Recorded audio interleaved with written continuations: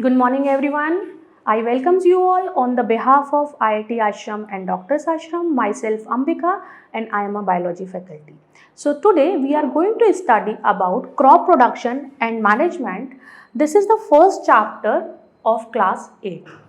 So before starting this, I will let you know why you have to learn this chapter, क्योंकि बच्चों को ऐसा लगता है कि हम ये चैप्टर क्यों पढ़ें, हमें इसकी क्या रिक्वायरमेंट है। तो फर्स्ट ऑफ ऑल आप कोई भी जो चैप्टर पढ़ रहे हैं उसका कहीं ना कहीं कोई ना कोई लिंकेज आपकी आगे की स्टडीज़ से हमेशा रहेगा। और सपोज़ आप उस फील्ड में नहीं भी जाते हैं तो आपकी जो बेसिक नॉलेज है उस सब्जेक्ट के बारे में वो आपको पता होनी चाहिए। तो क्रॉप प्रोडक्शन मैनेजमेंट में हम पढ़ेंगे कि प्रोडक्शन कैसे होता है और उस क्रॉप को हम कैसे मैनेज करते हैं। आप सबके घर में हर महीने ग्रॉसरी का सामान आता है जिसमें हम बहुत सारा सामान लाते हैं जो क्रॉप प्रोडक्शन के थ्रू और मैनेजमेंट के थ्रू ही हमारे पास तक पहुंचता है। तो एटलीस्ट यू विल नो कि उसके पीछे की हार्ड वर्किंग क्या है, प्रोडक्शन के मेथड्स क्या हैं और उनको स्टोर करके हम तक कैसे पहुंचाया जाता है। उसमें आज जो हमारा कंटेंट रहने वाला है आज के क्लास में वो introduction, sources of food, agriculture and farming and types of crop. So before starting the crop production मैं आपको कनेक्ट करना चाहूँगी फोटोसिंथेसिस से। ऑल्दो ये आपने 7th में पढ़ा हुआ है। क्यों ज़रूरत है फोटोसिंथेसिस की? बिकॉज जो प्लांट ग्रो कर रहे हैं वो एक ही प्रोसेस से कर रहे हैं, फोटोसिंथेसिस से कर रहे हैं। और हमको जो ग्रेन मिल रहा है वो ग्रेन को हम एज अ न्यूट्रिएंट यूज़ करते हैं टू गेट दी एनर्जी। तो इसके पीछे का क्या प्रोसेस है वो हम यहाँ से कनेक्ट करेंगे थोड़ा सा। तो फोटोसिंथेसिस की अगर हम बात करें, यहाँ पर हम पढ़ेंगे मोड ऑफ न्यूट्रिशन। ठीक है बच्चों? सो मोड ऑफ न्यूट्रिशन अगर हम पढ़ रहे हैं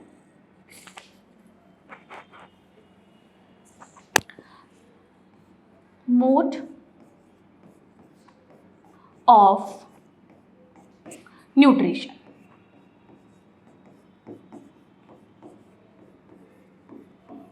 ठीक है। Mode of nutrition can be divided into 2। Mode of nutrition divide हो जाएगा, 2 में डिवाइड होगा। किस किस में होगा बेटा? एक होगा ऑटोट्रॉफिक मोड ऑफ न्यूट्रिशन और दूसरा होगा बच्चे हेटेरोट्रॉफिक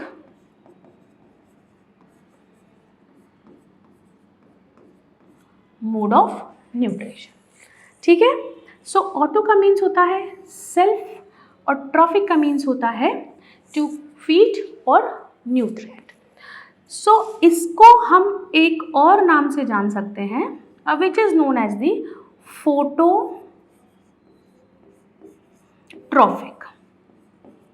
ठीक है बेटा, क्या नाम हुआ? फोटोट्रॉफिक। और एक और नाम क्या बोल सकते हैं हम इसको? हम बोल सकते हैं बेटा फोटो ऑटोट्रॉफिक। ठीक है, क्या बोलेंगे? Photo autotrophic. अब ये तो हो गया एक टाइप। इसका दूसरा टाइप क्या होगा बेटा? इसका दूसरा टाइप होगा कीमोट्रॉफिक। क्या होगा? कीमोट्रॉफिक। और दूसरा क्या होगा? Chemo autotrophic.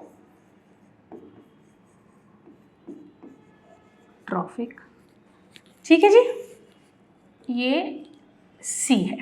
ठीक। सो अब यहां पर हम देखें photo. Photo means light. Photo का क्या मतलब होता है बेटा? लाइट। ठीक है जी, है ना। अब ऑटोट्रॉफिक, क्योंकि ऑटोट्रॉफिक के अंदर पढ़ रहे हैं तो हम फोटो ऑटोट्रॉफिक भी पढ़ सकते हैं। तो आपको कोई भी टर्मिनोलॉजी आए आपको ये पता होना चाहिए कि यहाँ पर autotrophic means they are able to synthesise their own food with the help of light, अगर हम फोटोट्रॉफिक की बात कर रहे हैं। और अगर हम कीमोट्रॉफिक की बात कर रहे हैं तो कीमोट्रॉफिक का मतलब होता है, कीमो का मतलब होता है बेटा केमिकल। क्या मतलब होता है? केमिकल। तो यहाँ पर हम बात करेंगे कि ये इसमें क्या आएगा कि कुछ ऐसे बैक्टीरिया होते हैं जो केमिकल को यूज़ करके अपने फूड को सिंथेसाइज करते हैं। और यहाँ पर हमारे पास जो एग्जाम्पल्स में आएंगे बच्चे, वो आएगा प्लांट्स। क्या आएगा? प्लांट्स आएगा। मतलब प्लांट्स कैसे होते हैं? ऑटोट्रॉफ्स होते हैं and they can synthesise their food by the process of photosynthesis. So photosynthesis में हमको क्या क्या चाहिए होता है? तो हमें फोटोसिंथेसिस में बेसिक कुछ हमारे जो रिक्वायरमेंट है वो हम बात करते हैं कि हमको क्या क्या चाहिए है। जैसे हम यहाँ पर देखेंगे तो हमें 4 चीज़ें चाहिए होती हैं बेटा। हमें क्या क्या चाहिए? हमें एक तो चाहिए बच्चों सनलाइट जो हमें मिल रही है, ठीक है, सनलाइट चाहिए जिसे हम क्या बोलते हैं? Solar radiation. क्या बोलेंगे हम उसको? Solar radiation. दूसरा हमको क्या चाहिए? CO2। तीसरा हमको क्या चाहिए? H2O प्लस मिनरल्स, ठीक है जी। और एक और हमको क्या चाहिए? क्लोरोफिल पिगमेंट्स, ठीक है। तो ये जो क्लोरोफिल पिगमेंट है बेटा, ये कैसे कलर के होते हैं? ये ग्रीन कलर के होते हैं। कैसे होते हैं? ये ग्रीन कलर के होते हैं। तो ग्रीन पिगमेंट्स भी बोल सकते हैं हम इनको।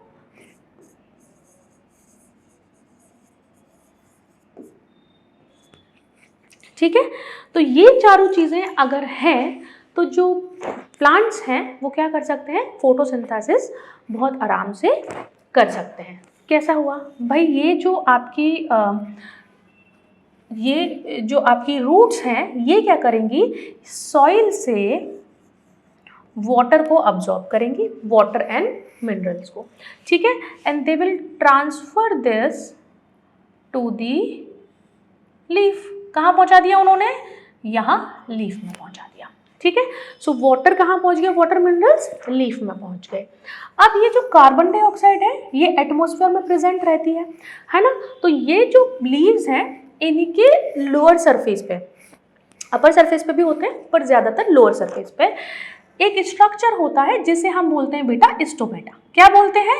यहाँ पे टाइनी पोर्स रहेंगे, इन पोर्स को हम बोलते हैं क्या? स्टोमेटा। तो स्टोमेटा की अगर हम बात करें तो इस तरीके का कुछ स्ट्रक्चर होता है हमारे पास स्टोमेटा का।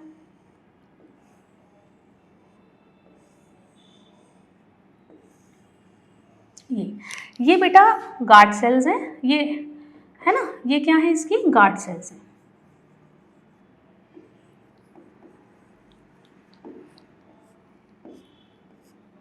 और ये इसका ओपन पोर है। इसके बीच में क्लोरोप्लास्ट भी होता है, ठीक है, न्यूक्लियस भी होता है। अब ये जो पोर्स हैं they are the responsible for the exchange of gases. तो ये क्या करेंगे? CO2 को अब्सॉर्ब कर लेंगे। तो एक चीज पानी पहुंच गई, मिनरल्स पहुंच गए, और एटमॉस्फेयर से क्या पहुंच गया बेटा? कार्बन डाइऑक्साइड पहुंच गया। इसके बाद सनलाइट, ठीक है, ये तो अल्टीमेट सोर्स ऑफ एनर्जी है, सभी के लिए अवेलेबल है। तो यहाँ से प्लांट को सनलाइट भी मिलेगा। अब मेन जो बात यहाँ पर आती है वो क्या आती है कि जो क्लोरोफिल पिगमेंट है वो क्या करते हैं? इस सनलाइट को कैप्चर करते हैं। क्या करेंगे? सनलाइट को कैप्चर करेंगे, और ये सनलाइट को कैप्चर करने के बाद सोलर एनर्जी को केमिकल एनर्जी में कन्वर्ट करेंगे, है ना।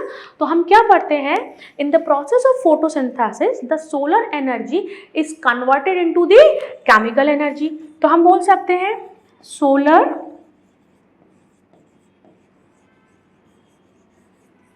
is converted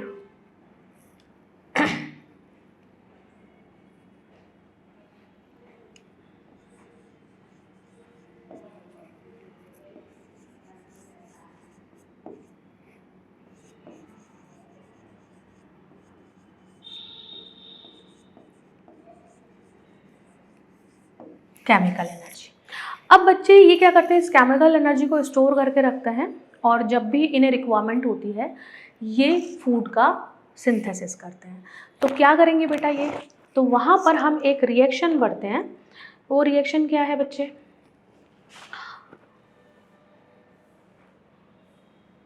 वो रिएक्शन है फोटोसिंथेसिस की, जिसमें जो रिएक्शन में हमें क्या चाहिए, 6 CO2 plus 6 H2O in the presence of sunlight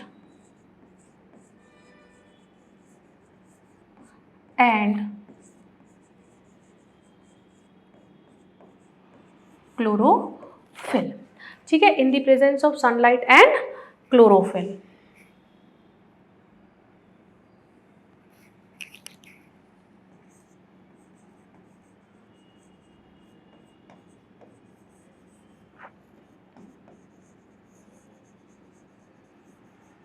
Pigments, they will form C6H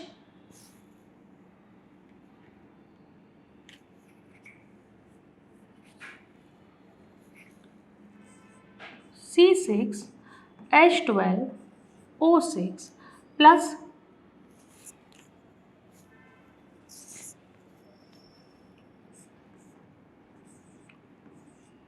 6O2। तो बेटा ये जो ऑक्सीजन बन रही है, it is a by product. Oxygen क्या है बेटा, बाय प्रोडक्ट है। क्या है, बाय प्रोडक्ट है। और प्लांट इसको क्या करते हैं, एनवायरनमेंट में रिलीज कर देते हैं और इसी ऑक्सीजन को हम क्या करते हैं, इनहेल करते हैं। ठीक है, and this is a glucose C6H12O6। ये क्या है बेटा, आपका ग्लूकोज है। ठीक है, अब ये जो ग्लूकोज है ये क्या है, कार्बोहाइड्रेट है। अब बहुत सारे जब ग्लूकोज के मॉलिक्यूल्स बन जाते हैं बच्चे, तो ये प्लांट में स्टोर होते हैं in the form of starch. किस फॉर्म में स्टोर होते हैं, स्टार्च के फॉर्म में। ठीक है, फॉर एग्जाम्पल आलू स्टार्च होता है ना, तो ये स्टार्च के फॉर्म में स्टोर हो गए। तो ये जो एक प्रोसेस है फोटोसिंथेसिस की, जिसमें प्लांट्स ग्रीन पिगमेंट के हेल्प से सोलर रेडिएशन को कैप्चर करते हैं और उसको केमिकल एनर्जी में कन्वर्ट करते हैं, और केमिकल एनर्जी में कन्वर्ट करने के बाद उस एनर्जी का वो यूटिलाइजेशन करते हैं फूड का फॉर्मेशन करने में। बनाते क्या हैं, वो ग्लूकोज बनाते हैं और ऑक्सीजन को एज अ बाई प्रोडक्ट बाहर रिलीज कर देते हैं। वो ऑक्सीजन हम इनहेल कर लेते हैं, और जो इस ग्लूकोज है प्लांट अपने लिए, अपने फंक्शंस के लिए यूज़ करता है, और ज़्यादा जो ग्लूकोज बना हुआ है उसको स्टोर कर देगा स्टार्च के फॉर्म में। ठीक है, तो अब हम यहाँ पर एक चीज़ और सीख सकते हैं कि जो फोटोसिंथेसिस है वो एटमॉस्फेयर में O2 और CO2 के बैलेंस को भी मेंटेन करके चलता है। तो हमारे जितने भी प्लांट हैं, जो भी हम ग्रो कर रहे हैं, वो सारे के सारे हेल्प करते हैं CO2 के अब्जॉर्प्शन में और हमारे लिए ऑक्सीजन को रिलीज करते हैं, सो वी कैन ब्रीथ। ठीक है, समझ में आया इतना? चलिए अब हम चलते हैं आगे। तो ये जो एक बेस था हमारा कि फोटोसिंथेसिस कैसे हो रहा है, ये हमने पढ़ा। होप आपको सारी चीज़ें समझ में आई होंगी। और अगर कुछ आपको ऐसा लगता है कि आपको समझ में नहीं आया है तो आप पूछ सकते हैं कमेंट करके। Now the first is food. अब हम जब फूड की बात कर रहे हैं तो फूड हम क्यों चाहिए, टू गेट द एनर्जी। देखो सिंपल सी बात है, हमें हमारी जो बॉडी है वो बिल्कुल 24/7 में हमारे जो इंटरनल फंक्शंस हैं वो चलते रहते हैं, और दिन में भी हम बहुत सारे फंक्शंस करते हैं जिसके लिए हमें एनर्जी चाहिए। अपार्ट फ्रॉम दैट हमारी ग्रोथ के लिए, है ना, रिपेयरिंग के लिए, फंक्शनिंग के लिए, रिप्रोडक्शन के लिए, हर फंक्शन के लिए, हमारे बॉडी में जितने भी फंक्शंस होते हैं सबके लिए, फिजिकल एक्टिविटी के लिए, सबके लिए हमको एनर्जी की रिक्वायरमेंट होती है। और वो जो एनर्जी है वो हमें कहाँ से मिलती है, वो एनर्जी मिलती है हमें फूड से। ठीक है, और वो फूड कहाँ से आ रहा है, वो फूड आ रहा है क्रॉप प्रोडक्शन से। ठीक है जी, तो हमें सर्वाइव करने के लिए food is the basic requirement for all the living beings to survive. तो हमें सर्वाइव करना है तो हमें खाना चाहिए ही होगा। नेक्स्ट, अर्लियर अबाउट, अगर हम बात करें earlier about 10,000 BC, man had been a hunter of a wild animals and collector of the fruits, nuts and the succulents. क्यों भाई, वहाँ पर क्रॉपिंग वगैरह किसी को नहीं आती थी, ना ही कोई सिखाने वाला था कि आपको ऐसे क्रॉप करना है या आपको फार्मिंग करनी है या एग्रीकल्चर ऐसे होता है, कोई नहीं था। तो वो कैसे सीख रहे थे? They were learning by their own, by the observation of their surrounding. तो उन्होंने उस समय पे जो भी चीज़ें सीखी हैं वो अपने सराउंडिंग्स के ऑब्जर्वेशन से सीखी हैं। उस समय पे हंटर गैदरर थे, तो फ्लैश यूज़ करते थे एज ए एनिमल, या फ्रूट्स हैं, नट्स हैं, सेक्युलेंट्स हैं, इनको अपने फूड में वो शामिल करते थे, जिससे कि उनकी जो बेसिक रिक्वायरमेंट है एनर्जी की वो पूरी होती चली जाए। बाद में उनको ये पता पड़ा कि हमें प्लांट्स को कैसे ग्रो करना है for the food production. So plant को हम कैसे ग्रो करेंगे, ये जो थॉट प्रोसेस है ये तब आया जब धीरे धीरे हमारे जो एंसेस्टर्स थे वो सिविलाइज्ड होना शुरू हुए या सिविलाइजेशन आया। उस टाइम पर सीखा कैसे? अपने सराउंडिंग से सीखा कि हमारे सराउंडिंग में क्या क्या चेंजेस हो रहे हैं। ऐसा भी हो सकता है कि कभी उन्होंने कोई फ्रूट खा के उसके सीड को वहीं फेंक दिया हो और थोड़े टाइम बाद दे हैड ऑब्जर्व कि भाई इसमें से तो प्लांट आ रहा है। दे केम टू नो कि अगर हम और बहुत सारे सीड्स डालें तो क्या प्लांट उगेंगे, क्या प्लांट आएंगे, क्या ग्रोथ सबकी होती है या एक पर्टिकुलर किसी टाइप के सीड की हुई। So they thought about it and फिर उन्होंने धीरे धीरे इसको सीखना शुरू किया। And this led the idea of agriculture, और यहीं से समझ में आया कि एग्रीकल्चर कैसे हम कर सकते हैं, या एग्रीकल्चर के बारे में हमें क्या क्या करना चाहिए या क्या क्या इनिशिएटिव्स लेने चाहिए so that we can grow the. Our major sources of food are plants and animals. हमको पता है इधर हम वेजिटेरियन होते हैं या नॉन वेजिटेरियन होते हैं, या अगर हम प्योर वेजिटेरियन हैं तो भी हम बहुत सारे डेयरी प्रोडक्ट पर डिपेंड करते हैं।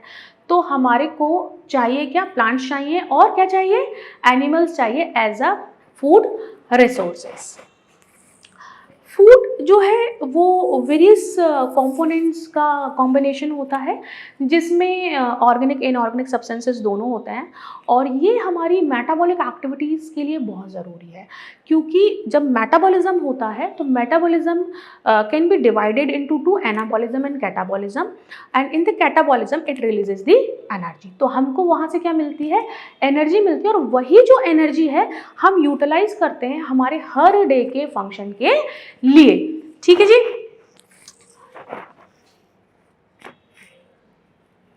और मैंने आपको पहले भी बताया कि in the all cases we are dependent on the plants directly और इनडायरेक्टली। ठीक है।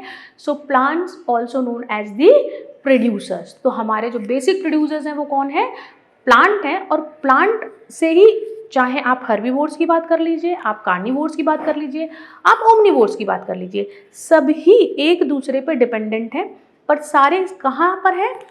प्लांट्स पे हैं। अब कोई बच्चे बोले मैम कार्निवोर्स तो प्लांट खाते ही नहीं है, तो भाई वो हर्बीवोर्स को as a food resources use करते हैं, और हर्बीवोर्स तो तभी सर्वाइव करेगा जब उसके पास प्लांट्स होंगे। ठीक है ना। तो प्लांट्स को हर्बीवोर्स ने एज अ फूड यूज़ किया, हर्बीवोर्स को कार्निवोर्स ने यूज़ किया। बट अगर हर्बीवोर्स होंगे ही नहीं, so carnivores will not start eating the grass और अ प्लांट।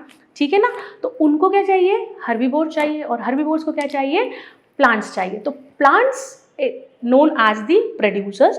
तो डायरेक्टली और इनडायरेक्टली जो फूड आ रहा है सबके पास में, वो कहाँ से आ रहा है बेटा? प्लांट से। Now the sources of crop. बहुत सारी चीज़ें घर में आती हैं, है ना, बहुत कुछ आता है। आज मम्मा ये बना दीजिए, आज वो बना दीजिए, आज हम दाल चावल खाने वाले हैं, और आज हमको तो फिर छोला चावल खाना है या छोला रोटी खाना है। बहुत सारी डिमांड्स होती हैं छोटे बच्चों की, है ना, हर दिन आपकी रहती होगी आपकी माँ से। तो हम हमारा जो फूड है उसे कैसे कैसे, जो सोर्सेज हैं, कैसे क्लासीफाई कर सकते हैं। सो यहाँ पर हम करेंगे cereals, pulses, oil and seed crop and vegetable crop. अब सबसे बड़ी बात आती है बच्चे याद क्या करें और कैसे करें, है ना। तो कुछ कुछ ट्रिक्स हम यूज करेंगे, जैसे cereals are rich in carbohydrate. किस में रिच होते हैं? कार्बोहाइड्रेट में। तो हम ऐसे बोल सकते हैं serials are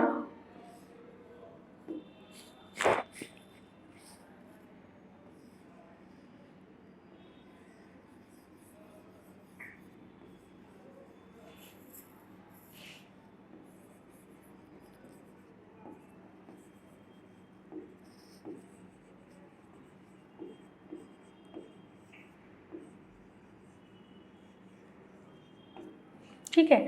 cereals are rich in carbohydrate, मतलब कार्ब्स किस में ज़्यादा होगा भाई? सीरियल्स में ज़्यादा होगा। किस में ज़्यादा होगा? सीरियल्स में ज़्यादा होगा।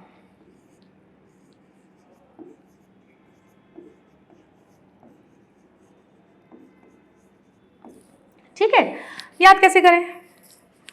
याद करेंगे बेटा हम सी सी, कैसे याद करेंगे? C C. So cereals are rich in carbohydrate, तो सी से सीरियल्स, सी से कार्बोहाइड्रेट, तो हमें याद रहेगा कि सीरियल्स किस में रिच होता है? कार्बोहाइड्रेट में रिच होता है। ठीक है, अब सीरियल्स में आता क्या है? देखो बेसिक चीज़ें, कार्बोहाइड्रेट आपकी थाली के रोज के खाने में जो मेजर सोर्स है फूड का वो कार्बोहाइड्रेट है बेटा, क्योंकि कार्बोहाइड्रेट हमको इंस्टेंट एनर्जी प्रोवाइड करता है ना।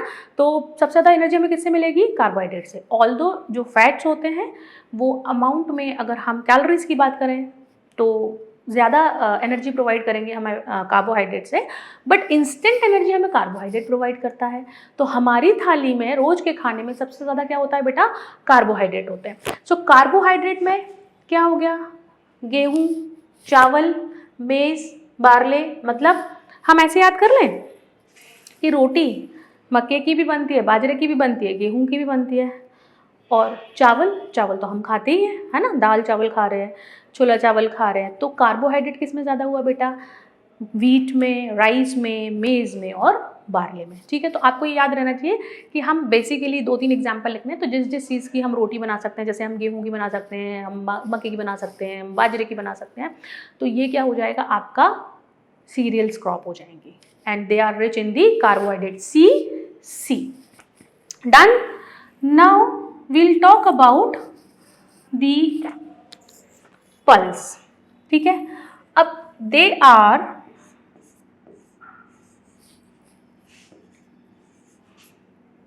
rich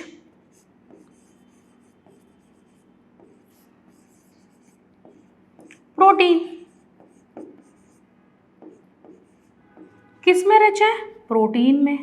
ठीक है भाई, तो हमको क्या चाहिए? हमको हमारे डाइट में, जब हमको से मतलब आपको, क्योंकि आप छोटे हैं, तो आपको सबसे ज़्यादा क्या चाहिए होता है बच्चे? प्रोटीन चाहिए होता है। क्यों चाहिए होता है प्रोटीन? क्योंकि आप ग्रोइंग एज में, आपके मसल्स फॉर्मेशन हो रहे हैं, आपको स्ट्रांग बनना है, तो आपको क्या चाहिए? पल्सेस चाहिए। तो अब प्रोटीन, पल्सेस से हमको क्या मिलने वाला है? प्रोटीन मिलने वाला है। तो याद कैसे करेंगे? याद करेंगे हम सेम ट्रिक से, पी पी। कैसे याद करेंगे? P P. ठीक है, so pulses are rich in the protein, तो carbohydrate are cereals are rich in the carbohydrate and pulse are rich in the protein. तो सी सी और पी पी। क्या आ गए? अभी चावल बनाए हैं, रोटी बनाई है इससे पहले, तो अभी बनाएंगे हम दाल, है ना। अब वो आपकी जो भी पसंद की दाल हो, मूंग की दाल हो, अरहर की दाल हो, उड़द की दाल हो, कोई सी भी दाल हो वो आप ले सकते हैं। चना ले सकते हैं, छोले ले सकते हैं, सोयाबीन ले सकते हैं, राजमा ले सकते हैं, कुछ भी जो आपकी पसंद का है, जो आपको चावल के साथ में या जो आपको रोटी के साथ में अच्छा लगता है, तो आप वो यहाँ से कोई भी चीज़ ले सकते हैं। So it will provide you the protein as well as the carbohydrate. चलिए आगे चलते हैं। Oil seeds and seed crop. अब याद कैसे करें? किससे मिलेगा, किससे नहीं मिलेगा? अरे भाई, जिसका तेल आपके घर में आता है आप वो यूज़ कर सकते हैं। किस किस का तेल आता है? जैसे आपके घर में ग्राउंडनट ऑयल आता है ना, मूंगफली का तेल आता है, फिर सरसों का तेल, मस्टर्ड ऑयल आता है, फिर आपके घर में सिसमी तिल का तेल आता है, और इनके सीड्स भी आते हैं। तो सीड्स एंड ऑयल्स, तो जो सीड्स घर में आ रहे हैं उन्हीं सीड्स का ऑयल हम यूज़ भी कर रहे हैं, तो हमको रटने की ज़रूरत बिल्कुल भी नहीं है, हमको केवल समझना है। ऑब्जर्वेशन, आप अपने ऑब्जर्वेशन को बढ़ाइए, घर में आप चीज़ों को एक्सप्लोर करिए, चीज़ें देखिए कि क्या क्या चीज़ें आपके घर में आ रही हैं, तो आपको रटना नहीं पड़ेगा। तो oil and seed crop, groundnut, mustard, sesame, इनके सीड्स भी आते हैं और इनके ऑयल्स भी आते हैं। Now vegetable crops. अब भाई दाल हो गया, चावल हो गया, तेल हो गया, है ना, सीड्स हो गए। अब बात आती है हमारी सब्जियों की। विच इज़ वेरी इंपॉर्टेंट, क्योंकि हमको जो वेजिटेबल्स हैं और या जो फ्रूट्स हैं, तो हमको जो प्रोडक्टिव फूड होता है हमारा, वो हमको कहाँ से मिलता है, हमारे वेजिटेबल्स और फ्रूट्स से मिलता है। तो हम बात करेंगे किसकी अब, वेजिटेबल क्रॉप। क्या क्या खाते हैं हम भाई लीफ खाते हैं। क्या खाते हैं हम लीफ खाते हैं। लीफ में क्या खाते हैं, लीफ में हम खाते हैं बेटा, लीव्स में हम खाते हैं क्या, हम खाते हैं मेथी, पालक, है ना, लेटस, बहुत सारी चीज़ें हैं जो हम पत्ती, हरी पत्ती वाली सब्जियां हैं। फिर रूट्स एंड स्टेम्स, आपने ना छोटे क्लास में पढ़ा होगा मॉडिफाइड रूट्स, मॉडिफाइड स्टेम्स। तो मॉडिफाइड रूट, मॉडिफाइड स्टेम्स मतलब the plant have the capability to store food in that particular part of the plant. Stem में स्टोर कर रहा है या वो किस में स्टोर कर रहा है बेटा, रूट्स में स्टोर कर रहा है। सो रूट्स में अब याद, अगेन प्रॉब्लम कि बार बार हम याद कैसे करें, तो याद नहीं रखना है, क्या करना है, जैसे रूट है, सैलेड खाते हैं हम, ठीक है, तो रेडिश हो गया, कैरेट हो गया, फिर टर्निप हो गया, फिर बीट रूट हो गया, स्वीट पोटैटो हो गया, रूट वाला हम सैलेड बना के खा गए, है ना। तो हम ऐसे याद कर लें कि रूट वाला हमने सैलेड बना लिया। सो टर्निप हो गया, रेडिश हो गया, कैरेट हो गया, बीट रूट हो गया, स्वीट पोटैटो हो गया। इसको हम क्या करेंगे, रूट ऐसे याद कर लेंगे। स्टेम, आलू, पोटैटो, अदरक, ठीक है, ये क्या है, मॉडिफाइड स्टेम। बल्ब्स, अब बल्ब्स मतलब अभी तो ट्यूबलाइट्स हैं या आपके सीलिंग लाइट्स रहते हैं, पहले बल्ब आते थे, अभी भी आते हैं। तो बल्ब जैसा स्ट्रक्चर किसका है, अनियन का है ना, बल्ब जैसे आपको रिलेट करेंगे तो। फिर आपका जो स्ट्रक्चर जो गार्लिक का है वो भी कैसा है, बल्ब जैसा है। सो स्ट्रक्चर के बेसिस पे you can have 2 to 3 examples, जिससे कि आप उस चीज़ को समझ पाएँ कि उसका जो नॉमेनक्लेचर है या उसको जो नाम दिया गया है वो उससे रिजेंबल कर रहा है। तो आप अगर कॉमन एनालॉजी के थ्रू समझने की कोशिश करेंगे तो एग्जाम्पल्स आपको याद रह जाएंगे। बल्ब जैसा स्ट्रक्चर वाला मतलब क्या याद कर लें, 2 याद कर लें, लहसुन और प्याज याद कर लें, जैसे हम गार्लिक अनियन बोलते हैं, ठीक है। देन फ्लावर्स क्या खाते हैं भाई, आजकल तो बहुत ज़्यादा सारे लोग एकदम से कैसे हो गए हैं, न्यूट्रिएंट अच्छे लेने हैं, कैलोरी कॉन्शियस हैं, हेल्दी फूड लेना है, तो हम क्या खाते हैं, सफ़ेद और हरा गोभी, मतलब कॉलीफ्लावर एंड ब्रोकली। तो आप फ्लावर में याद कर सकते हैं। देन फॉडर क्रॉप, क्या होते क्या है फॉडर क्रॉप, भाई हम खाना खा रहे हैं, हमें न्यूट्रिशन चाहिए, सो हमारे जो कैटल्स हैं या हमारे जो एनिमल्स हैं उनको भी खाना चाहिए, तो उनको जो हम खाना देते हैं उसे बोलते हैं फॉडर, मतलब आपका चारा। तो जो चारा हम जानवरों के लिए उगाते हैं उसको हम, उस तरीके की क्रॉप को हम बोलते हैं फॉडर क्रॉप। तो यहाँ पर हम याद कर सकते हैं अल्फ़ा है एक, है ना, ये याद करना पड़ेगा, अल्फ़ा है ना, बारसीम, ऐसे एक आध दो नाम याद कर लीजिए। वाइल्ड ओट आप नॉर्मली भी ओट्स की आप बात कर सकते हैं, है ना। तो ये सारी चीज़ें क्या होती हैं, हम यूज़ करते हैं फॉडर क्रॉप में ग्रो करने के लिए, हमारे एनिमल्स को देने के लिए, ठीक है। तो ये हमारे क्या हो गए, सोर्सेज हो गए। अभी समझ में आया कि आप घर में कुछ भी खा रहे हैं वो सारा कहाँ से मिल रहा है हमको सारा का सारा हमारी क्रॉप से मिल रहा है। अब देखिए इतना क्लासिफिकेशन है कि हम उसको अलग अलग क्लासीफाई कर रहे हैं, अलग अलग ग्रेन्स मिल रहे हैं, अलग अलग एग्जाम्पल्स हैं, कौन सा जो फूड है वो किस चीज़ में रिच है, हमको कौन से न्यूट्रिएंट दे रहा है और हमारी बॉडी उसको कंज्यूम करके कैसे एनर्जी लेगी, ठीक है जी। Next is this a picture, ये आपके सारे सीरियल्स हैं और ये फ्रूट्स वेजिटेबल्स हैं कि हम इनको ग्रो कैसे करेंगे बच्चे, कैसे, क्या मेथडोलॉजी क्या रहेगी इनको ग्रो करने के लिए, क्या प्रोसेस रहेगा, और जैसे मैंने आपको शुरू में बोला था क्या क्या चैलेंजेस रहेंगे, तो वो देखने के लिए हम आगे बढ़ेंगे कि how to grow all these, that will learn in the agriculture and farming. Now agriculture and farming, तो अब जैसे आप कुछ भी पढ़ रहे हैं, मैंने बोला था उसका आपको ये पता होना चाहिए कि नाम का मतलब क्या है, नाम का मतलब रहेगा तो चीज़ें थोड़ी सी आसान रहेंगी, ठीक है। तो यहाँ पर हमारे पास है एगर मीन्स फील्ड, ठीक है। तो क्या चाहिए सबसे पहले हमें क्रॉप को ग्रो करने के लिए, किसी भी सीड को ग्रो करने के लिए हमें ज़मीन चाहिए। क्या चाहिए बेटा, ज़मीन चाहिए। वो भी कैसी ज़मीन चाहिए, फर्टाइल ज़मीन चाहिए। कैसी चाहिए, फर्टाइल, मतलब एकदम बढ़िया न्यूट्रिएंट से फिल हो, जो हमारे प्लांट्स को अच्छा न्यूट्रिएंट दे पाए। So plant can give us a good crop. And culture means cultivation मतलब उसको हमें ग्रो करना है। So agriculture means field and cultivation. So both the things we required कि हमको कल्टिवेट कैसे करना है, और उसको कल्टिवेट करने के लिए हमारे पास क्या होना चाहिए बच्चे, हमारे पास होनी चाहिए एक फील्ड। बिना फील्ड के क्रॉपिंग इज बिट डिफिकल्ट। हालांकि आजकल बहुत सारे मैथडोलॉजी आ गए, वो एक अलग बात है, लेकिन जो बेसिक एग्रीकल्चर है उसमें हमें ज़मीन की ज़रूरत होती है। जैसे मैंने आपको शुरू में बोला कि आप इसको यूज़ कर सकते हैं, ये अप्लाइड बायोलॉजिकल साइंसेस है ना, deals with the reproduction in plants, breeding, management of crop and live stocks.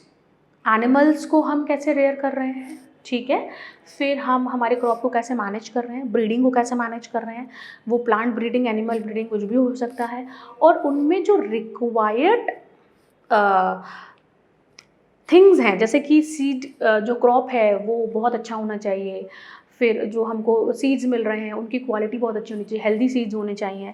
फिर जैसे अगर हम बात करें हमारे एनिमल हस्बेंड्री हम यहाँ पे भी पढ़ेंगे, तो हमारे को अगर हम कैटल्स की बात करें, डेयरी प्रोडक्ट्स की बात करें, तो लैक्टेशन ड्यूरेशन बहुत ज़्यादा होना चाहिए, जिससे मिल्क ज़्यादा टाइम तक हमको मिलता रहे, और मिल्क के जो प्रोडक्ट हैं वो भी हमको ज़्यादा टाइम तक मिलते रहें, ठीक है।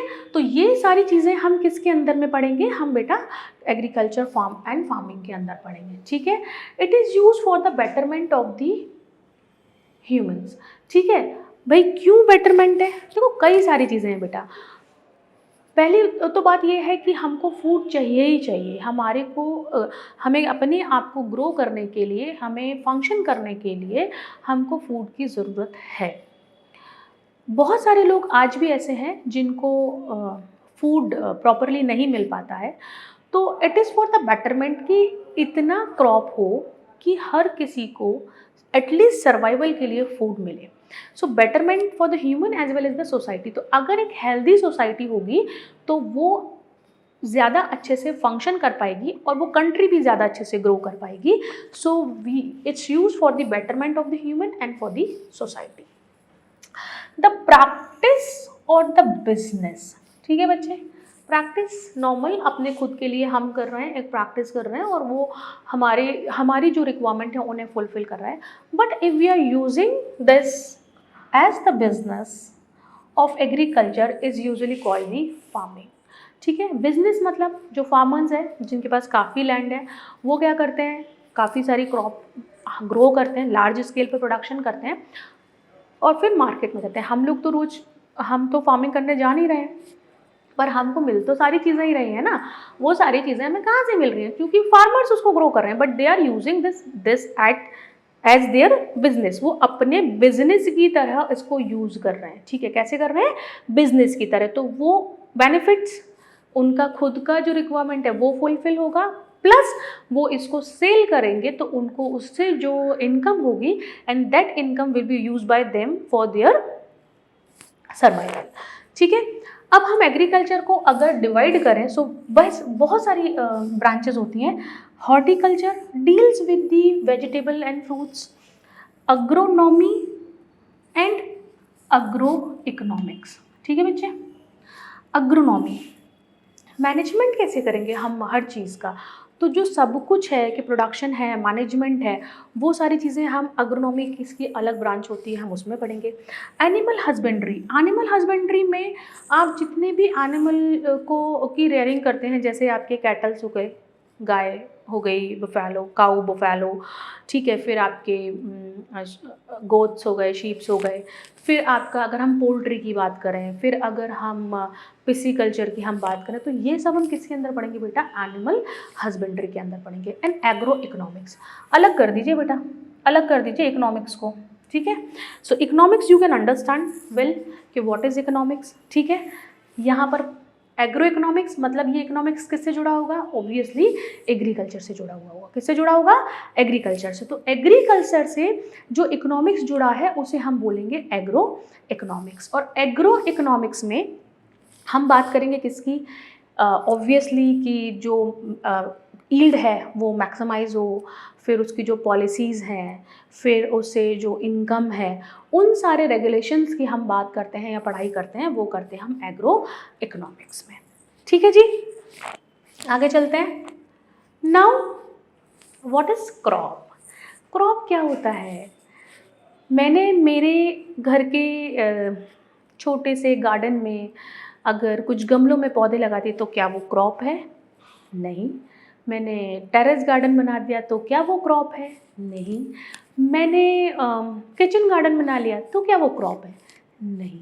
छोटी छोटी जगहों पर जब हम किसी भी सीड को ग्रो करते हैं तो उसे हम क्रॉप नहीं बोलते हैं।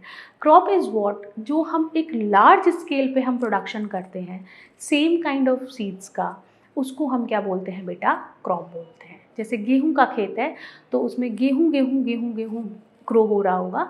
ऐसा नहीं होगा कि पैचेस में हमने 5-7-10 तरीके की चीज़ों को ग्रो कर दिया और हमने बोला कि हमने क्या किया? क्रॉप, ये हमारी क्रॉप है। No, it's not your crop. ये आप अपने प्रैक्टिस के लिए यूज़ कर सकते हैं, बट क्रॉप सेम काइंड के जो सीड्स हैं उन्हें लार्ज स्केल पे जब हम प्रोड्यूस करते हैं या ग्रो करते हैं तो उसको हम क्या बोलते हैं बेटा? क्रॉप बोलते हैं। ठीक है। So plants of the same kind are cultivated at one place on a large scale is called the crop. ठीक है। अब बात आती है कि जो ये क्रॉप है, ये क्रॉप को डिवाइड कर दिया है ना, खारिफ, राबी एंड जेड क्रॉप। अब बच्चे देखो, ये जो क्लासिफिकेशन किया गया टाइप्स का, बट ऑब्वियस है ये क्लासिफिकेशन कुछ क्राइटेरिया को लेकर किया गया होगा। ऐसे नहीं आया मेरा मन हुआ और मैंने बांट दिया ना। कुछ क्लासिफिकेशन करने के रीजंस रहते हैं। किस तरीके का सीड है, सबसे पहली बात, उसको कितना लाइट ड्यूरेशन की रिक्वायरमेंट है, डे लाइट ज़्यादा चाहिए, डे लाइट कम चाहिए, गर्मी ज़्यादा चाहिए, ह्यूमिडिटी ज़्यादा चाहिए, ठंडी ज़्यादा चाहिए, रात ज़्यादा बड़ी हो, किस तरीके का एटमॉस्फेयर उसको चाहिए, उस तरीके के सीड को हम तभी एक पर्टिकुलर सीजन में ग्रो करते हैं। And on the basis of that we have classified 3 types: kharif crops, rabi crops and zaid crop. अब बच्चे यहाँ जो मेनली आपको याद करना है बेसिकली, वो क्या याद करना है? इनका सोइंग टाइम क्या है, आप ग्रो कब करोगे, सीड कब लगाओगे, फिर इनका हार्वेस्टिंग टाइम क्या है, जब फसल पक जाएगी तो आप काटोगे कब उसको। ठीक है। और कौन कौन सी क्रॉप्स आपको मिलने वाली है, 3 चीज़ें बेसिकली आपको याद करनी है। ठीक है। क्या? Sowing period, harvesting period and उसके एग्जाम्पल्स। नाम तो हम बटोवे से यहाँ कर ही रहे हैं। So classified into 3: kharif, rabi and crop.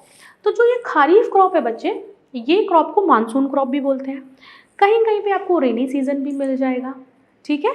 So monsoon crop या रेनी सीजन जो क्रॉप है, इसकी सोइंग कब करेंगे? अब बट ऑब्वियस से आप थोड़ा सा भी लॉजिक लगाएंगे तो आपको समझ में आएगा कि अगर हम मानसून बोल रहे हैं मतलब बारिश के सीजन में करने वाले हैं, है ना। तो बारिश का सीजन कब आता है? ठीक है, कब आता है? तो बेसिकली अगर हम देखें पूरे इंडिया में स्प्रेड होते होते तक जून जुलाई तक का टाइम आ जाता है। ठीक है। सो इसका सोइंग टाइम होगा बेटा जून टू जुलाई। ठीक है बेटा।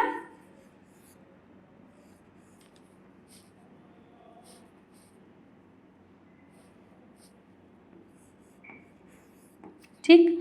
अब जून जुलाई में हमने इसको सो कर लिया, बारिश वारिश में बढ़िया से आराम से ग्रो हो गया। अब इसको हार्वेस्ट कम करेंगे, हम हार्वेस्ट करेंगे सितंबर टू अक्टूबर। ठीक है। हमने कब हार्वेस्ट कर लिया? सितंबर अक्टूबर में। कौन है जो इस टाइम पर हम जिसको ग्रो करने वाले हैं? तो आप याद रखेंगे बेटा, चावल, पैडी। पैडी को हम ग्रो करते हैं। पैडी को ग्रो करने का एक तरीका है, हम चावल को ऐसे ही स्प्रेड नहीं करते हैं, हम क्या करते हैं उसके सैपलिंग्स बनाते हैं। सैपलिंग्स क्या होते हैं? हमने ग्रो किया, जैसे घर में जब हम पूजा करते हैं और गेहूँ रख देते हैं तो थोड़े टाइम बाद वो जो आपका जब नवरात्रे आते हैं तो उसमें गेहूँ जर्मिनेट हो जाते हैं, है ना, ग्रीन लीव्स उसमें आने लग जाती हैं। तो उसी तरीके से हम सैपलिंग्स बनाते हैं छोटे छोटे, और एक बंच में पानी में आपने देखा होगा कि फार्मर्स खड़े रहते हैं और फिर वो उन सैपलिंग्स को अंदर अंदर क्या करते चले जाते हैं, सो करते हुए चले जाते हैं। ठीक है। सो पैडी है, फिर कॉटन, ये भी आता है, ग्राउंडनट भी आता है, सर्दियों में हम मूंगफली खाते हैं। ठीक है जी। इसके बाद आपका आता है राबी क्रॉप। रावी क्रॉप का सोइंग टाइम क्या होगा बेटा? रावी क्रॉप का सोइंग टाइम जब यहाँ अक्टूबर में खत्म हो रहा है, so we'll start from the October. So October to November हम सो करेंगे और हम हार्वेस्ट कब करेंगे, मार्च टू अप्रैल। ठीक है, कब करेंगे, मार्च टू अप्रैल करेंगे। ठीक है, अब याद कैसे करेंगे बेटा, कंफ्यूजन है, राबी, खारीफ, आगे का सीजन पीछे, पीछे का सीजन आगे, तो कैसे याद रखना है। याद क्या करेंगे बेटा, हमको सर्दियों में ना धूप की बहुत ज़रूरत होती है ना, ऐसा लगता है ठंड में थोड़ा कोजी कोजी सा, हम ठंड में धूप में बैठ जाएं जाके। सो रावी, अगर हम इसको रावी ना बोल के रवि बोले तो, बोलना तो रावी है पर अगर हम रवि बोले तो याद रखने के लिए, सो रवि है ना, हिंदी में बोलते हैं बेटा रवि, हिंदी में क्या बोलेंगे, रवि, क्या बोलते हैं, रवि। और रवि मतलब इंग्लिश में सन, मतलब जब हमको गर्मी लग रही है, थोड़ी थोड़ी गर्मी चाहिए सर्दी में, तो वो उस टाइम पर जब हमें थोड़ी थोड़ी गर्मी चाहिए, थोड़ी थोड़ी धूप चाहिए, तो हमारे प्लांट्स को भी थोड़ी थोड़ी धूप चाहिए, तो उस समय जो क्रॉप होगी वो कौन सी होगी बेटा, रावी क्रॉप होगी। कौन सी क्रॉप होगी, रावी क्रॉप होगी। ठीक है, अब ये कौन सी क्रॉप है, अभी देखो फरवरी में घूमने जाओ आप कहीं पर, फरवरी मार्च के टाइम पर, अगर आप बाय रोड जा रहे हैं, ट्रेन से भी जा रहे हैं, बस से भी जा रहे हैं, हाँ एरोप्लेन से नहीं बोल सकती मैं, वहाँ से देखना थोड़ा सा मुश्किल हो जाएगा, तो आप देखेंगे कहाँ पर, अगर आप रोड पर जा रहे हैं, है ना, तो आपने देखा होगा पूरे जो खेत होते हैं ना वो एकदम पीले पीले पीले पीले ऐसे ऐसे ऐसे कलर के दिखाई देते हैं, येलो कलर के, पूरे येलो येलो, क्या है बेटा, सरसों है, सरसों, सरसों के खेत है ना, और गेहूँ, गेहूँ मिलेगा, सरसों मिलेगा। ये आपको कब मिलता है बेटा, ये आपको मिलता है राबी क्रॉप में, है ना। आपको याद है नॉर्थ में जब पूजा होली की पूजा होती है, तो सबसे पहले हमारे रिचुअल्स होते हैं कि हम जो भी नया गेहूँ धान या हम कोई भी अगर नई क्रॉप अगर हम उगा रहे हैं, तो हम उस क्रॉप को पहले हम भगवान को चढ़ाते हैं, तो उस समय पे हम पूजा में हम यूज़ करते हैं, है ना। चना भी होता है, हरा चना, तो ये सारी चीज़ें हम क्या करते हैं मार्च के टाइम पर। तो आप अगर कोरिलेट करना चाहें तो आप कोरिलेट कर सकते हैं। पहला क्या, रवि क्रॉप, जब हमें थोड़ी थोड़ी धूप की ज़रूरत होती है उस क्रॉप को हम रवि क्रॉप कहते हैं। कब ज़रूरत होती है, ठंडियों में ज़रूरत होती है, तो हमारी क्रॉप भी कब आएगी, वो रवि क्रॉप हमारी सर्दियों में ही हम उसको ग्रो करेंगे, है ना। दूसरा टाइम पीरियड, तो हमने यहाँ अक्टूबर ख़त्म किया, तो याद करने के लिए हम यहाँ से अक्टूबर टू नवंबर और मार्च टू अप्रैल, होली कब आती है हमारी, मार्च में आती है, तो हम हार्वेस्ट कहाँ शुरू करेंगे, मार्च से करना शुरू करेंगे। ठीक है जी, तो हमारी जो क्रॉप हो जाएगी, जैसे मस्टर्ड हो गया, फिर हमारा गेहूँ हो गया, फिर हरे चने हो गए, ये सब हमको कहाँ मिलेंगे बेटा, हमारी रावी क्रॉप में मिलेंगे। ठीक है, अब ये तो दो क्रॉप हो गई जो हमने बात कर ली खारीफ और रावी की। अब ये आ गई बेटा जैद क्रॉप, ये कहीं कहीं पर जायद भी बोलते हैं, है ना, इसको क्या बोलेंगे, जायद क्रॉप बोलेंगे, जैद क्रॉप। इसको बेटा समर क्रॉप भी बोलते हैं। क्यों बोलते हैं, यहाँ तो क्लासिफिकेशन हो गया, जून से हमने शुरू किया जुलाई तक, तो जून हो गया यहाँ पर एंड पॉइंट, इसका फर्स्ट पॉइंट, और इसका एंड पॉइंट हो गया बेटा मार्च मान लें, क्योंकि हम मार्च से शुरू करेंगे ना, तो मार्च में कहीं ना कहीं पर कुछ कुछ लैंड्स तो हमारे खाली होते चले जाएंगे, तो हमारे पास टाइम होगा बच्चे मार्च से, कब से टाइम होगा, मार्च से लेकर कब तक टाइम होगा बेटा, जून तक। ठीक है जी, कब तक टाइम होगा, मार्च से लेकर जून तक हमारे पास में टाइम होगा। सो मार्च से जून के बीच में हम जो क्रॉप करते हैं उसको हम बोलते हैं जेड क्रॉप। ठीक है, क्या बोलेंगे, जेड क्रॉप। और यहाँ पर सबसे अच्छी बात एक और क्या हो जाती है बेटा, कि जो जेड क्रॉप हम कर रहे हैं ना, इस टाइम पर हम जो क्रॉप करते हैं उसमें सीजनल क्रॉप, जैसे अभी गर्मियाँ गई हैं तो आपने देखा होगा कि वाटरमेलन, मस्कमेलन इस सीज़न में, वैसे तो आजकल हर क्रॉप हर फ्रूट हर सीज़न में मिलता है, लेकिन अगर हम बात करें बेसिकली तो इसका सीज़न क्या है, इसका सीज़न है गर्मी वाला सीज़न, मस्कमेलन और वाटरमेलन। ठीक है, तो वो हम यहाँ पर करेंगे। इसके अलावा हम करते हैं बेटा मूंग, क्या करते हैं बेटा, मूंग। अब बेटा ये जो मूंग है ये बहुत अच्छी क्रॉप है। क्यों अच्छी क्रॉप है, ये इसलिए अच्छी क्रॉप है बेटा कि ये आपके सॉइल को हेल्दी करने में हेल्प करती है, सॉइल को रिप्लेनिश करने में हेल्प करती है। कैसे करेगी सॉइल को रिप्लेनिश, भाई ये क्या है, ये लेग्यूमिनेसी फैमिली की का प्लांट है, तो लेग्यूमिनेसी जो प्लांट्स होते हैं उनकी रूट में क्या होता है बेटा, रूट नोड्यूल्स होते हैं। क्या होते हैं, रूट नोड्यूल्स। और ये जो रूट नोड्यूल्स हैं, ये नोड्स जो बने हैं, इनके अंदर एक बैक्टीरिया रहता है, ये रूट नोड्स हैं, इनके अंदर एक बैक्टीरिया रहता है जिसका नाम है राइजोबियम। क्या नाम है? राइजोबियम। और ये जो राइजोबियम बैक्टीरिया है ये क्या करता है बेटा? ये एटमॉस्फेरिक नाइट्रोजन को फिक्स करता है प्लांट के लिए। अब ये क्या कर रहा है? देखो, एक ये एटमॉस्फेरिक नाइट्रोजन को फिक्स कर रहा है। जब ये एटमॉस्फेरिक नाइट्रोजन को फिक्स कर रहा है तो प्लांट को क्या बेनिफिट हो रहा है? प्लांट को क्या मिल रहा है? प्लांट को मिल रहा है नाइट्रोजन। क्या मिल रहा है? नाइट्रोजन। अब बात ये आती है कि प्लांट को नाइट्रोजन चाहिए क्यों? रिक्वायरमेंट क्या है? To synthesise the protein. Protein को सिंथेसाइज करने के लिए प्लांट को नाइट्रोजन चाहिए होता है। तो इसमें क्या हो रहा है? सॉइल में नाइट्रोजन का कॉन्सेंट्रेशन इंक्रीज हो रहा है। सो प्लांट उस समय यूज़ भी कर रहा है, और जब हम इसको हार्वेस्ट कर देंगे तो ये जो नाइट्रोजन फिक्सेशन इस सॉइल में हुआ है, ये जब हम अगली क्रॉप करेंगे तो उसमें भी बेनिफिशियल होगा। मतलब आपकी जो सॉइल है वो कैसी हो गई बेटा? फर्टाइल हो गई। कैसी हो गई? फर्टाइल हो गई। मतलब उसमें न्यूट्रिएंट क्या हो गए? एनहांस हो गए। दूसरा यहाँ पर मैं एक चीज़ और आपको बता देती हूँ कि ये बेटा सिम्बायोटिक रिलेशनशिप को शो करता है। किसको शो करता है?